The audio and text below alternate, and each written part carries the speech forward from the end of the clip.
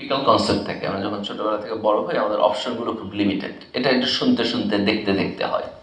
যেমন আমরা যখন স্কুল বা কলেজে পড়ি আমাদের অপশনের মধ্যে থাকে হয় আমি বুয়েটে পড়বো, অথবা আমি মেডিকেলে পড়বো, অথবা আমি ইউনিভার্সিটিতে পড়বো। তারপর যখন মিল চাকরি বাকরির দিকে যাই, হ্যাঁ, এইম ইন লাইফ। অথবা যখন চাকরি বাকরির দিকে যায় তখন হচ্ছে হয় আমি বিসিএস দিয়ে সরকারি চাকরি করবো অথবা বিশ্ববিদ্যালয়ের শিক্ষক হবো। তো আমার যখন অনার্স এবং মাস্টার অনার্সের রেজাল্ট যখন ভালো হয়েছে তখন আমার মূলত এডুকেশন সাইডের প্রতি ইন্টারেস্ট বাড়ছে। তো আমার টার্গেট ছিল ইউনিভার্সিটি টিচিং প্রফেশনের দিকে যাওয়া। তারপর একটা সময়ে টিচিং এবং রিসার্চের যেহেতু একসাথে মিল আছে তাহলে রিসার্চের দিকে আমার আমার ইন্টারেস্ট ছিল।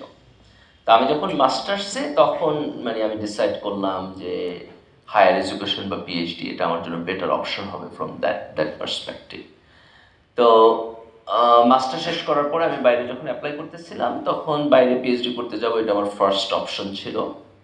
যদি এটা না হইতো অথবা যদি এটাতে দেরি হইতো তাহলে হয়তো আমি বিসিএস দিতাম। আমার বিসিএস এর প্রতি কোনো নেগেটিভ দৃষ্টিভঙ্গি ছিল না, কিন্তু আমার প্রায়োরিটি ছিল প্রথমটা হচ্ছে একাডেমিক ফিল্ডে থাকার, এবং এটা না হলে সেকেন্ড প্রায়োরিটি ছিল বিসিএস দিয়ে সরকারি চাকরি করা।